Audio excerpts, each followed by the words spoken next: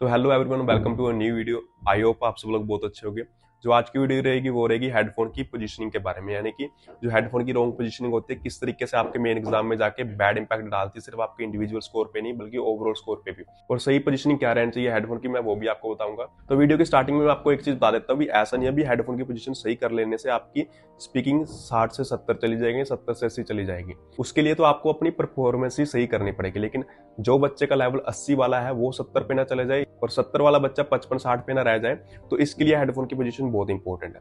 तो सबसे पहले तो एक चीज देखो भी हेडफोन की रॉन्ग पोजीशनिंग होती कौन सी है। मोस्टली दो केसेस होते हैं जिसमें आप हेडफोन की पोजीशन रॉन्ग रखते हैं। सबसे पहले तो जब आप रिकॉर्डर को अपने मुंह से दूर कर लेते हैं, यानी कि यहाँ पे कर लिया, ऊपर कर लिया या बहुत ज्यादा नीचे कर लिया। अब इस केस में क्या होगा भी, जो प्रोनाउंसिएशन है वो क्लियर रिकॉर्ड नहीं होगी, और अगर प्रोनाउंसिएशन क्लियर नहीं है तो आपका कंटेंट भी डाउन जाएगा। और दूसरा केस क्या है, जब आप रिकॉर्डर को बिल्कुल अपने मुंह के बहुत पास रख लेते हैं। अब इस केस में क्या होता है, जो प्रोनाउंसिएशन होगी वो तो रिकॉर्ड हो रही है, लेकिन इसके साथ साथ इको भी आएगी, जिसकी वजह से प्रोनाउंसिएशन फिर से क्लियर नहीं होगी और कंटेंट फिर से डाउन जाएगा। यानी कि दोनों ही केसेस में आपकी प्रोनाउंसिएशन और कंटेंट डाउन जा रहा है। और अगर अब इसका स्कोरिंग पे इंपैक्ट देखें भी किस तरीके से आपका स्कोर पे इंपैक्ट डलेगा, तो अगर स्पीकिंग की बात करें तो स्पीकिंग 3 पैरामीटर पे बेस होती है, कंटेंट, फ्लुएंसी और प्रोनाउंसिएशन।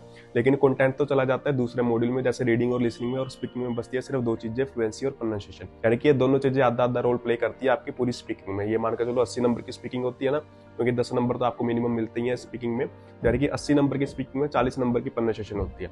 और अगर प्रोनाउंसिएशन क्लियर नहीं है तो ये मान के चलो आधे नंबर आपके प्रोनाउंसिएशन में गए ही नहीं। आधे तो मैं कम से कम मान के चल रहा हूँ, वर्स्ट केस सिनेरियो ये मान के चलो क्या पता सारे ही ना जाए आपके प्रोनाउंसिएशन में। लेकिन अगर आधे नहीं गए, यानी कि 40 में से 20 नहीं गए, तो कहीं ना कहीं जिस बच्चे की स्पीकिंग 80 नंबर की होगी वो 60 पे आ जाएगी, या 70 वाली स्पीकिंग 50 पे आ जाएगी। और ये तो सिर्फ स्पीकिंग की बात है। और दूसरे मॉड्यूल की बात करें, क्योंकि कंटेंट भी दूसरे मॉड्यूल में जाता है, कहाँ पे, रीडिंग और लिसनिंग में। रीडिंग में कितने नंबर जाते हैं रीड लाउड से, ये मान के चलो 30 से 35 नंबर जाते हैं आपके रीडिंग में रीड लाउड से। और अगर प्रोनाउंसिएशन में आते हैं तो कंटेंट में भी आते जाएंगे, यानी कि 30 में से 15 नंबर जाएंगे। तो रीडिंग में भी कम स्कोर आएगा, यानी कि जिस बच्चे का रीडिंग में 70 आना होगा 50 पे रह जाएगा।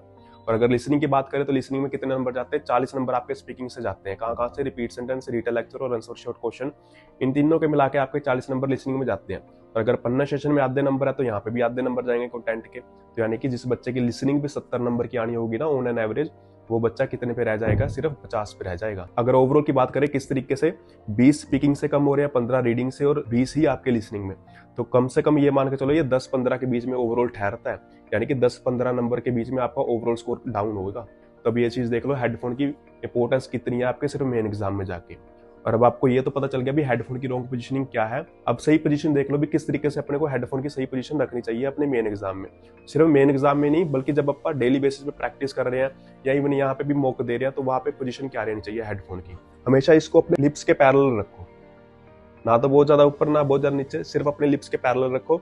और डिस्टेंस कितना रहना चाहिए, 2 फिंगर्स का गैप रहना चाहिए हमेशा, ठीक है, ताकि जो साउंड है सीधी अंदर ना जाए, वो थोड़ी सी डाइवर्टेड होकर जाए, जिससे प्रोनाउंसिएशन क्लियर हो। और अगर प्रोनाउंसिएशन क्लियर होगी तो आपका कंटेंट भी फुल आउट ऑफ फुल होगा। आई होप आपको वीडियो अच्छी लगी होगी, और अगर वीडियो अच्छी लगी हो तो इसको लाइक करना और शेयर भी करना और चैनल को भी सब्सक्राइब कर लेना।